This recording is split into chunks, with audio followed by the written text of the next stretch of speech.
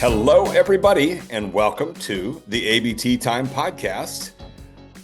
This is our 61st episode, I believe, and we got a special guest here. And I don't want to call him not so special, but he's a recurring guest. He's part of our team, Howell.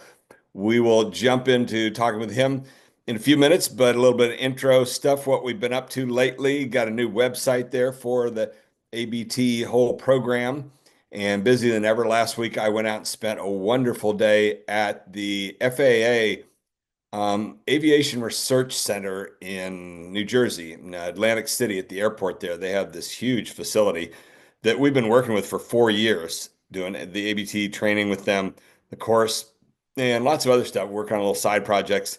So finally decided to just hop out there for a full day that we did. It was wonderful. In the morning, gave presentation. They had 108 people in their auditorium, did the whole hour and a half ABT stuff, and a whole bunch of participation with them. There's probably 7 or 8 folks there that are very keen on ABT and kind of pass the microphone around different times with them. Then the afternoon, we did 2 separate sessions of an hour each with groups of 15 narrative gym sessions where we worked on their individual narratives. A couple other little things we've been doing lately.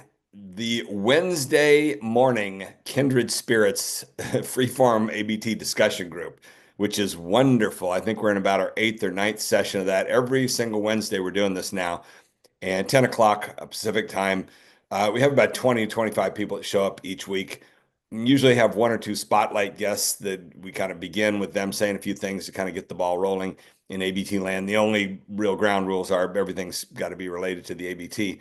But it's just a moderated discussion that I kind of moderate and just let everybody talk. And every time we kind of like just hit full stride at the end of an hour, and we kind of cut it off there. And let's see, we're in the middle of running another round of the course right now, the 42nd round of the ABT framework course with Perry Marine Institute and Craig Dahlgren's group. And they've done the course now. We're into the nailing it section, which is where we do the 3 weeks of applying it, having everybody do 5-minute presentations where they apply the ABT tools and we work with them, shaping those presentations. That's the newest innovation of the past year that's really tremendous. Okay, today's theme, which is going to be a little bit of a group discussion because we got Matthew here and our main guest, Park, but also I've invited to join us our good buddy, Charles Delahunt from Global Health Labs in Seattle, who we've been working with for 3 years up there. And he's part of their AI group there. And what we're going to be talking about is AI and story and this new whole project and device that Park has developed. He's going to tell us all about the story Genie. And kind of to set this up a little bit, Park got in touch with me about probably 3 weeks ago or so, telling me a little bit about the story Genie that he's developed, and they're using it now with clients. And he says he's got about 50 different organizations already that he's used it with. So it's really gaining popularity. And he ran it with our website. And what it is basically, you can feed it a website and the AI will do a whole analysis of it and then kind of gives you reports and sends it back to you. We did that. There's a number of good things that came out of it, which we'll talk about with him. Especially there was a little condensation phrase. Matthew, what was the 1 sentence summary that it gave us? The 1 sentence summary they gave us was the unique value proposition, where science meets story, clarity through narrative structure. Okay, yeah. Say that just that thing. That's kind of like a nice catchphrase for it. So it gave us that we hadn't really ever thought about. Say that again. Yeah, where science meets story, clarity through narrative structure. And that kind of set us to thinking about, never dawned on us quite that word clarity. If you had to bring the whole ABT down to a single word, that might be about the best word, which is it's a tool that gives you clarity in your communication by achieving concision and really getting all the information structured properly for you. So that's kind of nice already, valuable for us. We'll probably get some mileage out of that. Let's see. Park Howell is our longtime collaborator. He probably about 13 years ago or so, 12 years ago, first got in touch with me, having heard about the ABT. He's got background in the business world, and he was doing all kinds of training for MBAs and on the use of story in the business world for communications. He'd spent a bunch of time reading up on the hero's journey and basic narrative tools of that sort that he was using in the workshop. And then he heard about the ABT and instantly connected with it. From the very beginning, he's contributed a lot to us. He began a podcast back then, The Business of Story, that's enormously popular in the business world. Just past their 500th episode. He has had me on there 8 different times, kind of like once a year, pretty much every time something new comes along. And in the meanwhile, he became part of our course starting when we began the ABT course in 2020. So coming up on 5 years now, he has been a fundamental part of the course. He gives a presentation each time we do it, and probably for about 30 times, I'd say he's given that wonderful presentation. So fundamental part of the team. And on that note, Park, let's have you join us. And let me just start it off by tossing out a question to you, which you're going to give us a lot of details about the Story Genie in a few minutes. But um, how much does the Story Genie draw on the ABT? Well, it really is the foundation of the ABT, or the ABT is the foundation of it. And Randy, like you said, I learned about the ABT from you in your second book, Connection, where does it critical thinking meets storytelling, I think Yes. is the sub-ed for that. And you and I became fast friends on that. And I remember one day, and I loved it because I said, you know, Randy, to me, the ABT is the DNA of storytelling. And you're like, whoa, whoa, whoa, who's the Harvard PhD evolutionary biologist here? I'm supposed to come up with that stuff. So because it is the DNA of storytelling, it is the DNA of the Genie. Everything works off that setup, problem, resolution dynamic. Nice. Okay, tell us how. And also joining us is Charles. And so, Charles, let's have you chime in with a question or two for him in a minute or so. But give us the origin of the story. And is that the label you got for it, the Story Genie, or what? No, it's a StoryCycle, Genie. And where that Story Cycle. comes from is, Right. as you rightly said, I started studying about story when our son Parker was going to film school at Chapman University in Orange. And I told him, send me your books and your recorded lectures when you're done with them, since I'm paying for them, because I want to know what the hell does Hollywood know about this stuff that I could use in the marketing, branding, sales world. Saw the hero's journey. It was like a aha, like the ABT was to me. I just had learned about the hero's journey, a decade before. But from a branding standpoint, I go, well, this is a customer journey. This is a leader's journey. This is a brand's journey. Why don't they teach us this stuff in sales and marketing? So I took it upon myself to learn as much as I could, and I created what I call the 10-step story cycle system, wrote a book on it, and have taken hundreds of brands through this using the inspiration of the hero's journey to help them craft their story, to humanize their brand and so forth.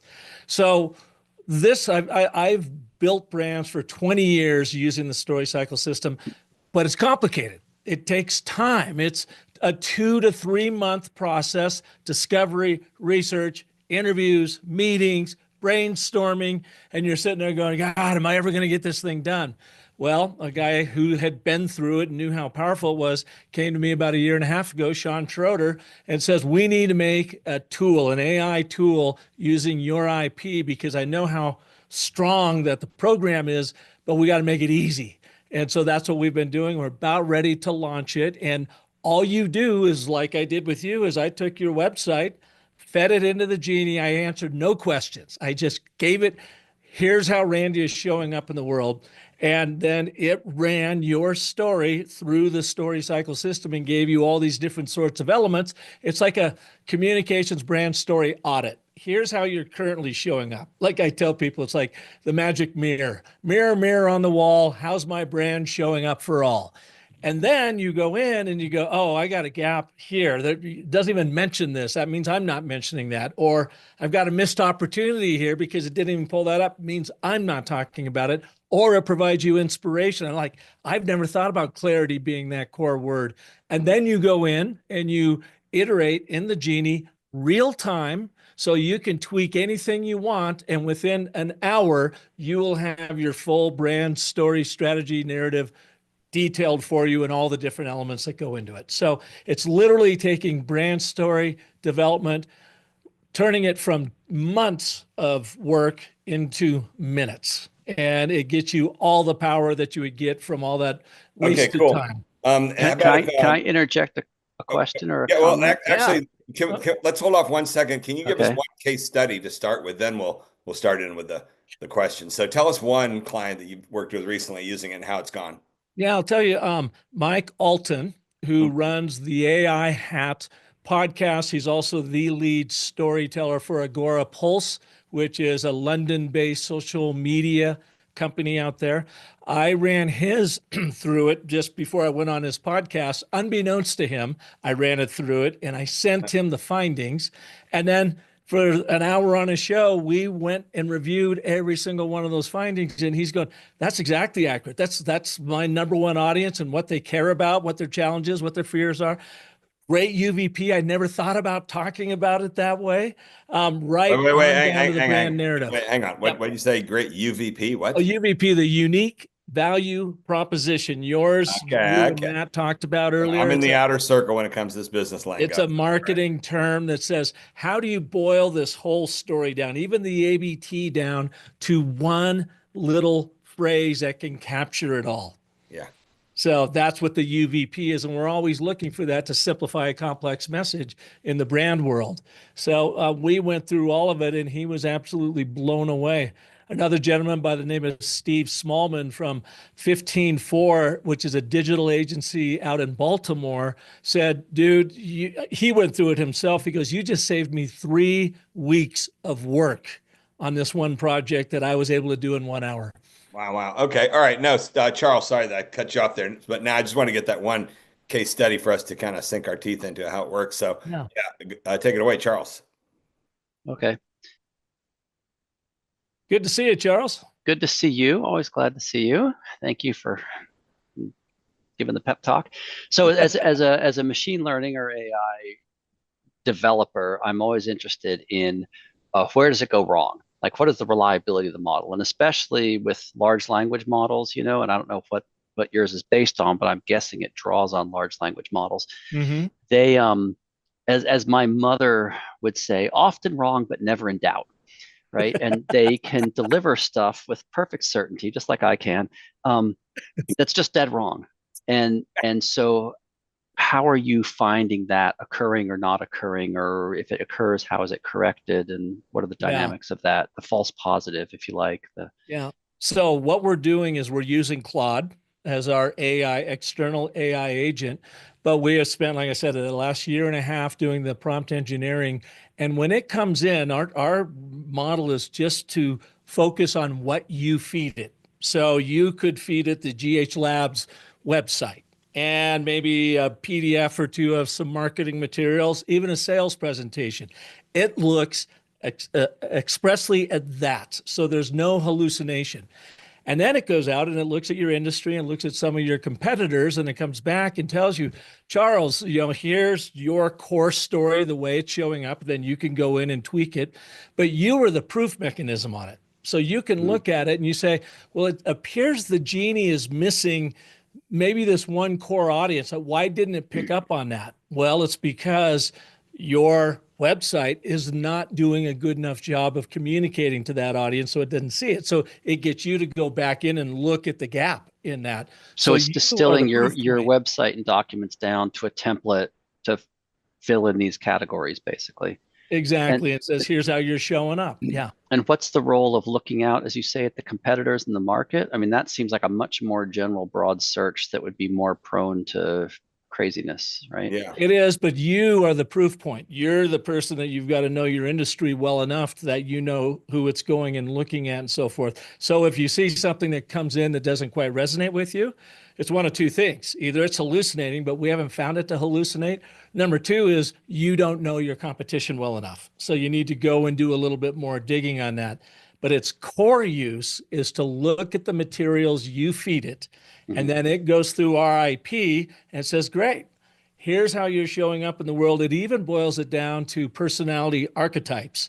It gives you one primary archetype and 2 secondary archetypes that inform that. And that is important because it says, here is what you're sounding like, the look and feel and tone of your stuff. And you might say, it said I was the sage. I'm sage maybe down here, but I want it to be the creator. Move it around. It'll then make that change for you. Hang on one second. So Matthew, on that note, what did it say about us? Sage. We came out primary as Sage, And our secondaries were the explorer, pioneer, and also the alchemist, the transformer. Mm-hmm. So, And Randy, then is there, that where we want to be? Yeah, I have no idea. Tell us more what it said about Sage. Oh, let's see. Sage. I'll give you a few of these. Sage, selected because the brand embodies the pursuit and sharing of deep wisdom, reflects the scientific foundation of the ABT framework, demonstrates the analytical approach to understanding narrative, manifests in the systematic study of communication patterns, represents the quest to understand and share universal storytelling principles, two more, aligns with the brand's focus on research, analysis, and knowledge sharing, and finally, exemplified in the story circles, working circles, methodologies, emphasis on practice and mastery. so it presents that to you for your consideration, saying this is the way I see you showing up. And then you can go in like, for me, I ran the StoryCycle Genie through the StoryCycle Genie, and it came back with Sage as being a secondary archetype. And I said, I like Sage, but I want a cooler word for it, something that's more akin to the Genie in storytelling. And it came back with Mystic. And it says, let's use Mystic because you're pulling off of ancient frameworks of storytelling, applying it into the real world with technology to find the truths about a brand or about your offering and so forth. So it's really beautiful because you can toy with it that way. Can I ask about this? So it says, for example, it lists you're coming up Sage because of X, Y, Z, and are those referenced to points in your document? So Your for website? example, when you do, AI on your computer, it'll say, tell me about X, Y, Z, and it will give a list, and the good ones will give references. It will Where I say, found this. consult Wikipedia, consult this journal article, consult this, industry webpage. And is it a similar deal here where Matt can read this and say, okay, Sage, because of these three reasons, the first reason came from this spot, the second or example came from this spot, the second I from this see. spot, the third from Yeah. this spot. So you can trace down where, an example of where that's embodied. It will do that. It does not do it yet. So it's giving you that output. And we are, Charles, we're launching this literally in 2 weeks. So everything's been in beta to this point. And we've got a list this long of the additions we're going to add to it. But right now, it provides you with the content. So you as the humanoid go in and go, yes, no, this isn't quite right or whatever. But it will already build landing pages for you. It'll build you virtually any content that you need. Won't design it, but it'll give you the content for it. Down the road, it'll be able to say, yeah, I pulled this from this part of your website or whatever, but we're not quite there yet. Got it. And again, the hope is that people are familiar enough with their own content and their own brand story that they could pretty much know where to go because they're not searching the whole world. This is searching from their stuff. And then they're like, okay, we're missing some things here. How come? And then, you go in and look, well, we don't even talk about it on this landing page. We're missing a particular audience here or there. So it's an audit that you can go in and tweak. Interesting. Okay, I'm still hung up on this line from Charles, often wrong, never in doubt. It sounds frighteningly like me. Maybe we should put that on our website. My mother called it the Delahunt family motto. Yeah. I was going to say it ought to be part of my bio. That's nice. Okay. But let's see that stuff you sent me this morning, Park. You had a little section in there that was kind of fascinating because I'm in the thick of writing this new book proposal, and I just written a section titled Hidden in Plain Sight about how the ABT has been sitting there for hundreds of years and no one's ever really spotted it in so much literature and speeches and things of that sort. And then how did that phrase happen to come up simultaneously for you? What was the context you sent me in? Okay, so, and I'm just looking it up over here. That's why I'm looking to the side. This was, again, Mike Alton's podcast that we were in that LinkedIn his page stuff through.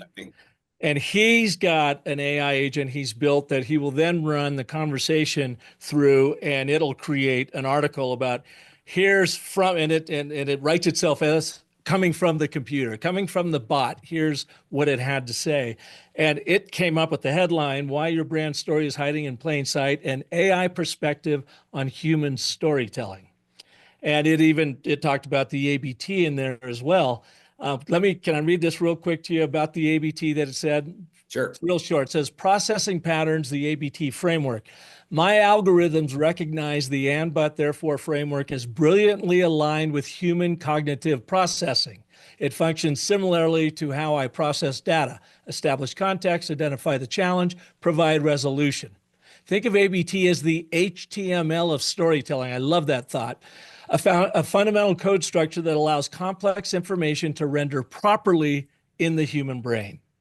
So that's something that it pulled from this conversation. It's basically saying, you've also got this story that you don't even realize how it's being shared out there or how people are receiving it. Let me show you how it's being shared out there. And then you come in with your knowledge of the ABT structures and others to refine it, to tweak it, to make it, much more strong. And what I like to go for is clear, concise, compelling. Those are the 3 C's. Okay, let me take a little sidebar here for a minute and go off on a side parallel topic, ongoing topic we've had for years, which is, you just read language there about how absolutely brilliant the ABT is, yada, yada, yada. It's now 15 years I've been propagating it. And in the beginning, when I first gave a first talk at 1,000 scientists in a meeting and a whole crowd swarmed me afterwards, I thought, oh my God, this thing's going viral. Within a year or so, I'm going to be swamped with videos that have millions of views. It's 15 years later, and the slope of the line that I expect to be like this has never been like that. It's still going, there's definitely still building, but man, is it a slow build. Why is it such a slow build? Why? Yes, I'm asking In my you. world, In the whole world, the whole planet, given that it's relevant to everybody. well, because it's reductive and insulting. There you go. That's exactly. As well That's as the starting anybody. point. Yep. Ooh. We all want to show up and look so smart and brilliant, whatever, that we want to talk in complexity because we think it makes us look smart.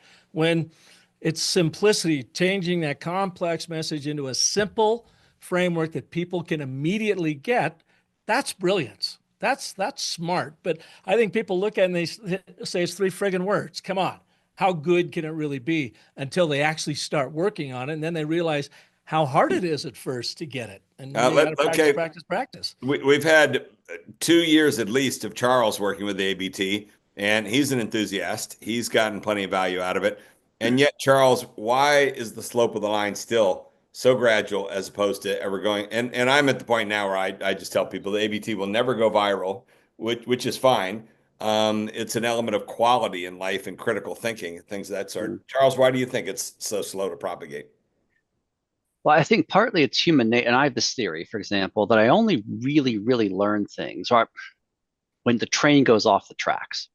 Okay. And by which I mean that I live my life and I have my grooves and my systems, and I've got everything kind of figured out, to function. And if there's not an event that really disturbs that and sends my train off the tracks, I'm not forced to embrace any fundamentally new ideas. Well, what you're saying there is if there's not a but.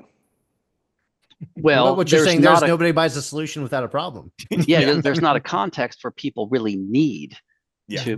to embrace a new way of speaking. Yes. Yeah. Yeah. And the other thing is it's remarkably hard. Like, again, it's back to that Einstein thing I said today, or whoever it was, Feynman, that if you really show you understand something, explain it to a 3rd grader. And that is incredibly hard. And, any PhD student, how many of them or postdoc can explain their research to a 3rd grader? Probably, a minuscule quantity. And that kind of clarity is what the ABT requires. Yeah, sadly, that's also one of the dumbest things that gets said all the time. And there are certain major proponents of science communication training or whatever who say that routinely, which is, look, it's simple. You just need to think of what you have to say and then pretend like you're saying it to your grandmother or to a child, and as though that somehow makes it easy. And then, as you're saying right now, that's actually really, really hard. You know what this makes me think of? Once upon a time, long, long ago. Oh my God, this flashbacks way back when I was doing my PhD in biology, and one of my buddies there had decided to get out of science, and he was starting to get into journalism. And there at least used to be this thing called children's highlights. That was a Oh little, yeah. you remember that for Oh, kids? sure, sure, sure, yeah. Exactly. And so Dentist office. In every dentist yes, office, exactly. exactly. Children's highlights. Highlights right now. Oh Okay, it's yeah. there now. And I wish I still had this letter because this was back before there was even computers. That's when I started graduate school, before there were personal computers. And so he was doing all this stuff, and his wife, I think, had just written an article for Children's Highlights. And he said, "Yeah, you should try this out. You can just write things for children or whatever." And so I wrote a little query letter to the editor of Children's Highlights. And when I got back, was this really vicious letter about, you don't understand how hard it is to communicate to children. You think it's so simple. Children are one of the most toughest audiences ever. I wish I still had that letter. It just shocked me when I opened it up, like, wow, this person needs a therapist or something. They got anger management. It was really full of like 3 paragraphs and we've had people that come in here and they think they can do this, and everybody thinks it's so easy to communicate to kids. Turns out it's one of the hardest things of all. Well, And so, Randy, all maybe right, you were the 375th person who'd I think written to so. them thinking that they knew how to I communicate to kids. think it was exactly. We are so sick of people doing this to it. And once again, it was back before you could copy and paste anything in. It was back in the typewriter days. So they had to type these letters out to 375 people. But it did teach me that point of what you're saying there, which is that it's much easier said than done, just because they aren't as analytically trained or intellectual. They really are more challenging to get it down to that level. It kind of almost parallels the old thing about, I would have written you a shorter note if I had more Yeah, time. exactly. Yeah, these things are Nowadays. counterintuitive. You'd think it'd be easier to communicate with kids. Randy, I think ultimately what it comes down to is we got to show people how it works. So, I get emails all the time like, oh my God, I thought this was bullshit until I actually used it. And I've seen engagement on this post go up 200%. And, or like the Laurel Lowell, who talked her dad into buying her World Series tickets when he was ghosting her. And then she uses an ABT on him and he breaks. I mean, you got to show it where people are having success with it. And then I think people go, oh, okay, I get it. This thing really works. Well, and then, we go beyond that to the Liz moment. And that's our iconic thing, which is, you people have to have their moment, as we had with Liz Foote, who wrote to me saying, I heard about the ABT, I used it, and it translated into 3 things. I found that my presentation was easier to rehearse. When I gave it, everybody was listening, actually. And in the aftermath, when I followed the social media, they regurgitated it accurately. And that was transformative to her. And it's 10 years since she wrote me that email. And that's it. We see it with tons of people, as you're saying. It's having that one moment that and you guys had it, Charles. You had it with that a year ago last November. Yeah, you gave a talk, and then Bernhard had it, and a bunch of people there at Global Health Labs have had their Liz moment, basically. Tell us a few words about that first presentation you used the ABT on. And that one was to a machine learning community for medical, and people afterward, many people said, oh, it was a great talk, and some people said, yeah, it was really different from everything else I heard today. You could tell it was different. And that's amazing. Yeah. And that's the same as Patty Limerick told us about the keynote address she gave to the History Society, where she read her ABT about the the progressive era. And she wrote it up on a slide, her first slide, and just stood there with her back to the audience of 500 people and read it off the screen and turned back around, and everybody was like, we got it. Are we done? Yeah. Well, Randy, back in 2022, March, April, that was our A/B test. I was working with a SaaS provider, software as a service company called Trimble out of Denver. And they're a global SaaS provider for telemetrics for trucking, transportation, construction, agriculture, this kind of stuff.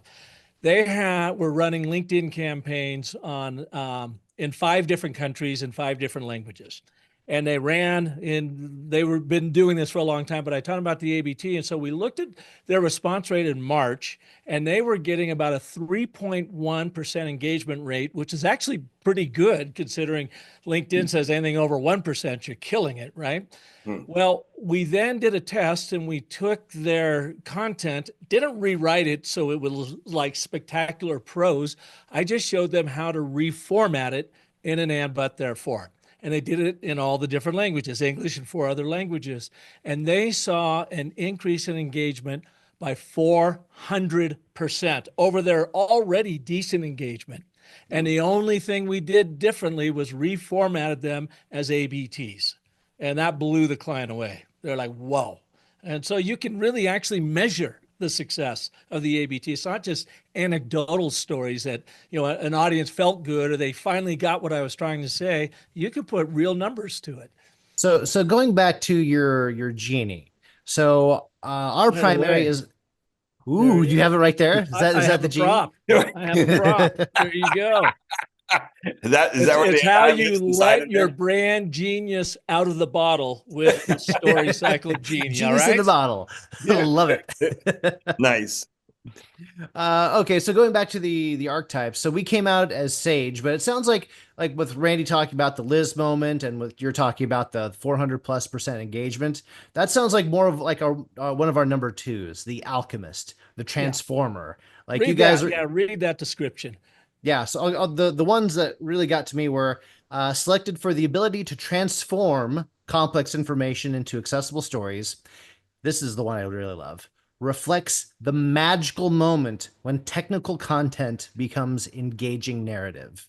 I feel like that's the Liz moment, like kind of summed up right there. Mm-hmm. So take the Alchemist for example, and take like if we were able to like track back why it thinks we're the Alchemist, and say we wanted to be like have that more as our branding rather than the Sage, then we just have to like find more of those magical moments and start to highlight them, for example. Yeah, well, I think you're always going to have the Sage there anyway, so maybe it becomes a secondary archetype, right, just given Randy's experience and you coming on and everything you do. So that's going to be an inherent archetype. But with the Alchemist, you can have fun with it then, humanize it a little bit, not getting corny and punny and whatever. Yeah. But just talk about the transformation that goes on or the magic that happens when you can take a very technically complex subject and simplify it so everybody in the room gets it and can get excited about it.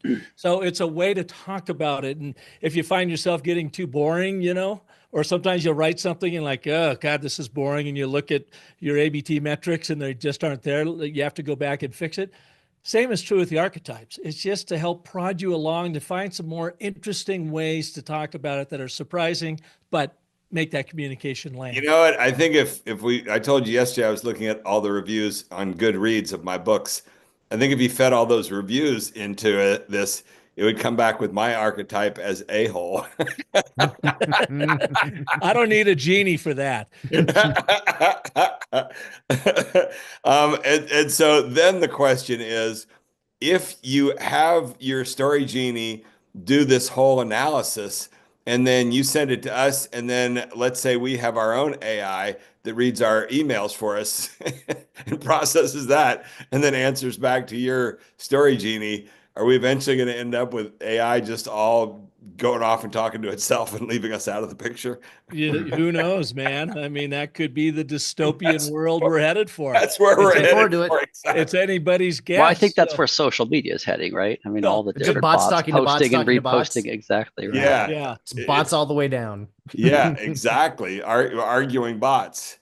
But the differentiation here is your human element in it, because all it's doing is giving you that discovery and research that would have taken you months and added all kinds of friction to your creative, productive development. And it's like, here's what I found. Now you, as a human, decide on what you feel is right and what's not, because if you don't know your brand well enough, then if it does accidentally hallucinate on you, then you're not going to know the difference. But the people that are really into this understand their brand. They know where they're going. They're just so close to it. As one guy said last week, he said, you hold that whole bottle analogy of you're inside the bottle that you can't read the label, but everyone else is reading the label. So the Genie is showing you what the label is saying to everybody else. And you get out of the bottle and you make the changes as a human being, as a humanoid, to bring your own unique voice to it.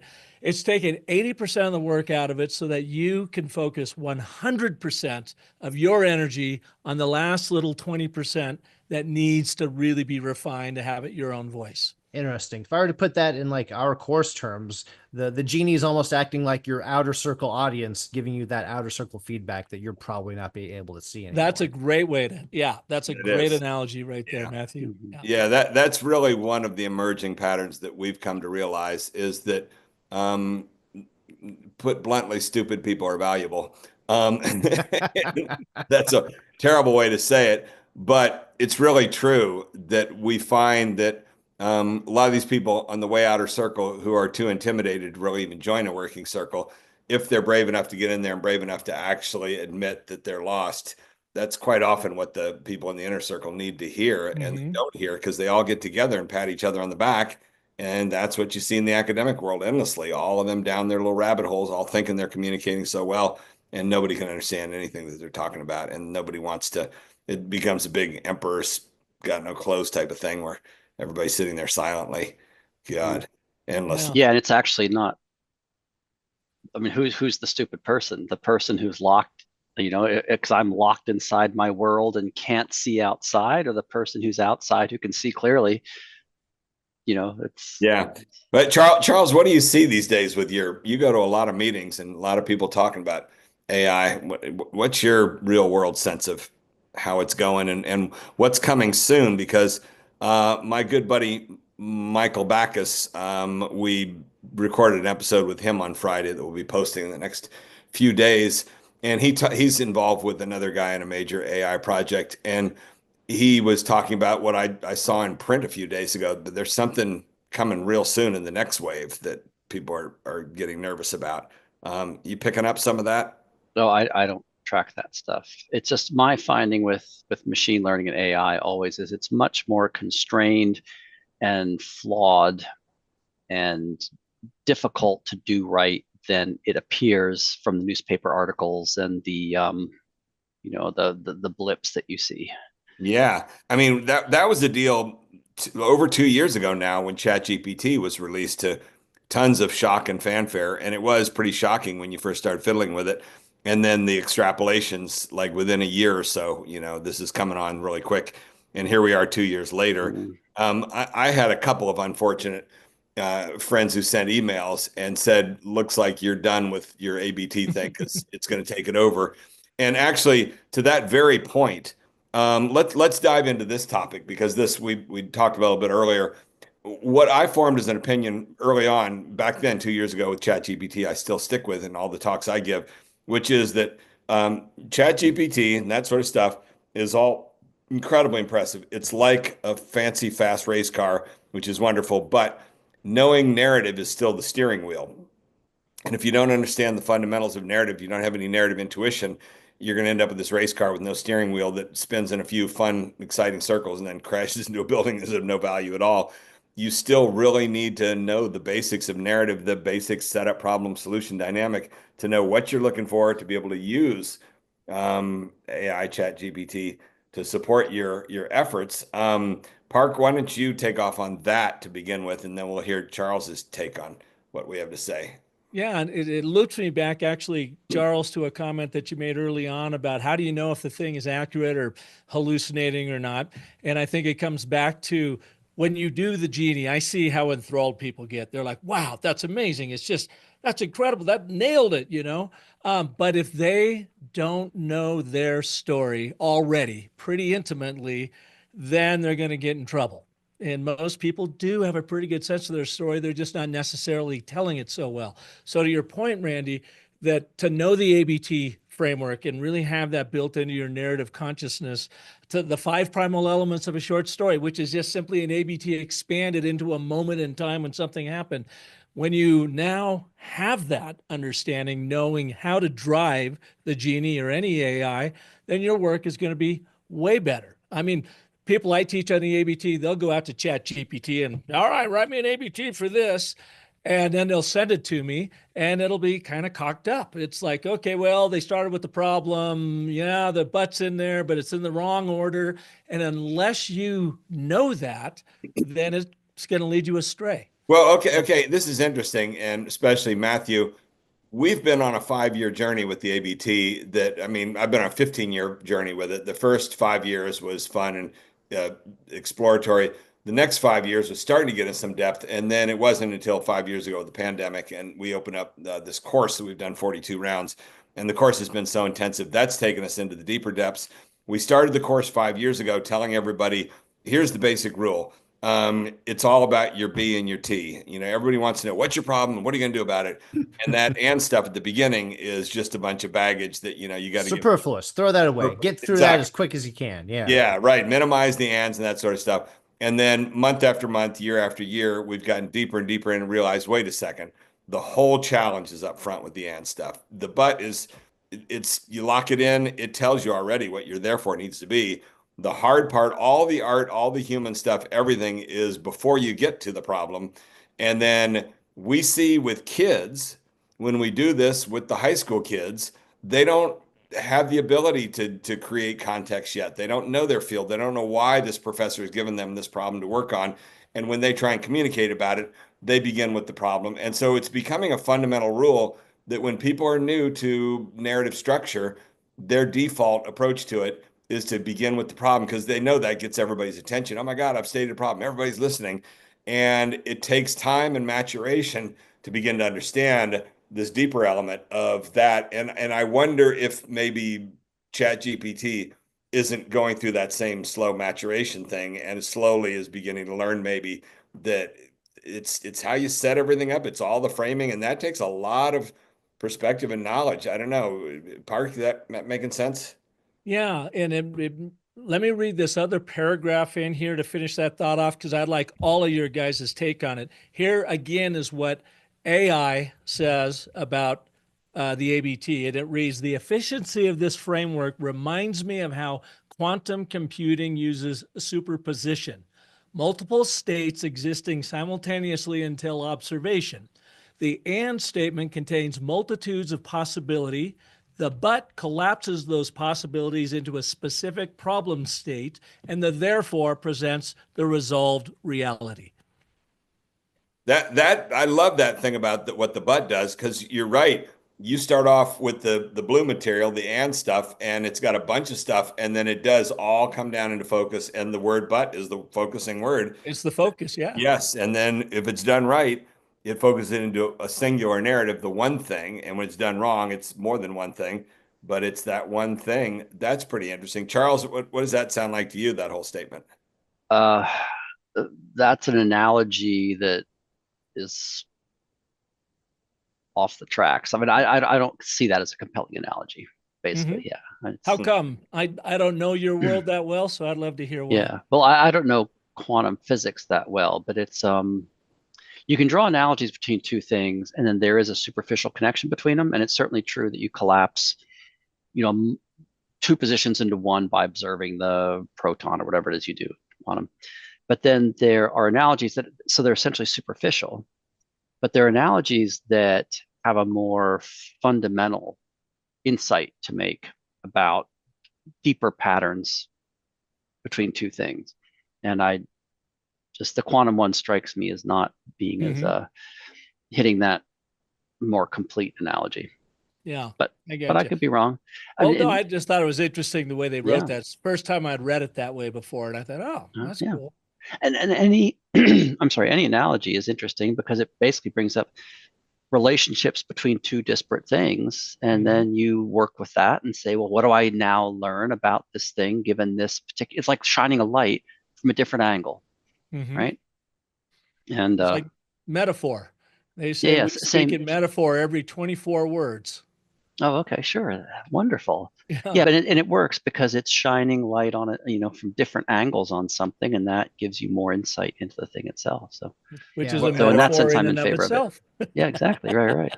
And the last time I was quantum computing, I think this was exactly what I was doing. So yeah. Randy, we lost your camera. He's shy. He's feeling shy right now. There we go. I don't know what happened. Yeah, it suddenly blanked out. And so, yeah, what do you think of that, Matthew? So the ABT contains multitudes of possibility, and the but collapses of those possibilities. Yes. The one piece of nuance I would put on that is the and statement contains multitudes of possibility, and if done well, will contain the seeds of the but. You will Yeah. be able, it'll give it the proper setup to like lead naturally there. So Without a doubt. And how often, and this happens to me too, is I'll start writing my and statement. It'll be friggin' all over the place. And I'm like, yeah. God, what am I trying to say? Let me go to the but. Let me get focused. This is the problem I'm solving.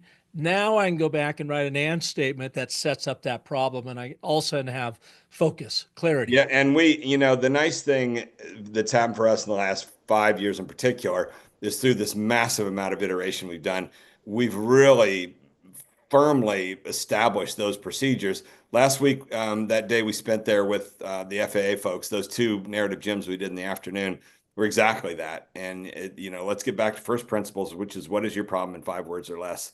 That has just become such a rock solid part of our procedure, and it solves so much of the noise. People go all over the place.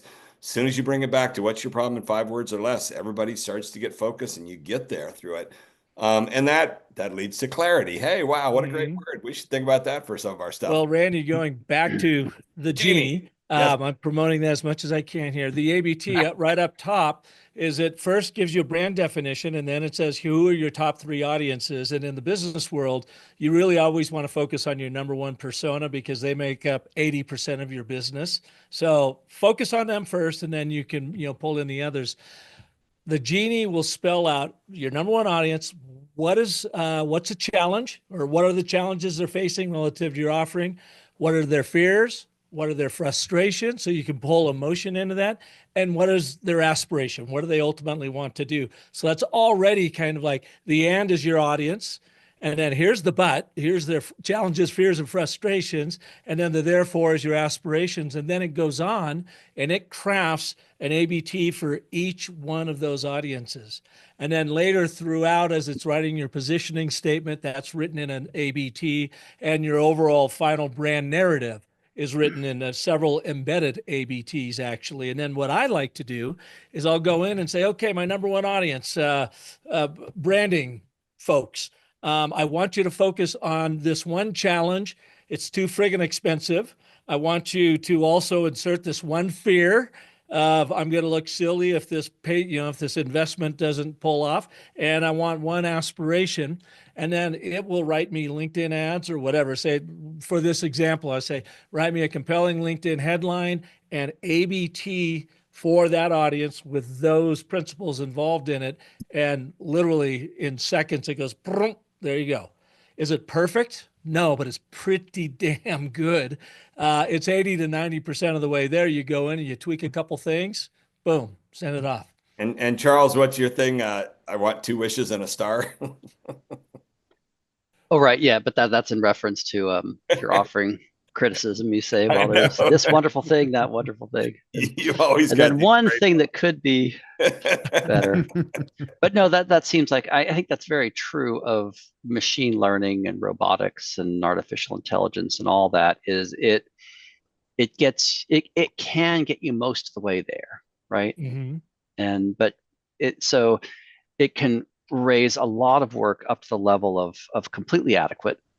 And then, but there's a difference between what a machine can do and what a really well-trained domain expert can do, for example. And I think that's what you're referring to as the extra 20% to do exactly what you think you need. Yeah. Charles, you're such a master of positivity. I really need to spend more time around you and see if some of it rubs off on me. Although that said, again, I love this phrase you brought us today: "Often wrong, never in doubt." That's got a critical edge to it as well.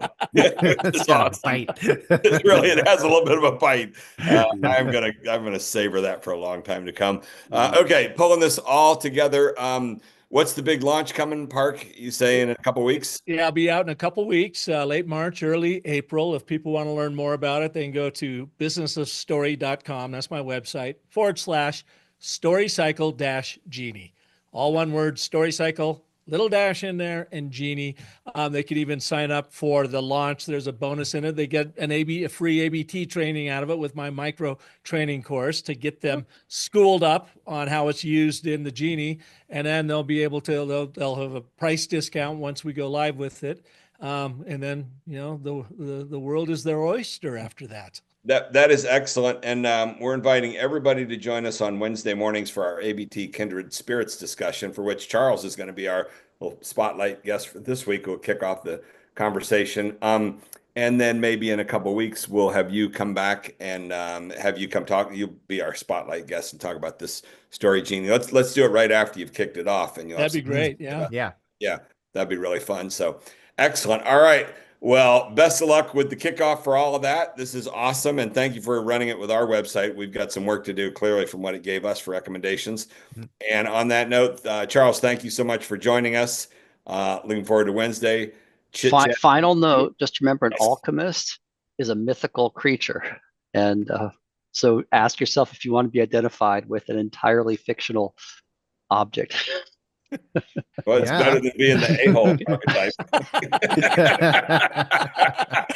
Which isn't so mythical. Exactly. A little too realistic there. No, it was super interesting, Park. This sounds like a super interesting application of the large language Charles, model. And if you want to run a brand through it anywhere, just let me know and I'll get you set up now, and you can do a bit of a beta and go through it and see what you think.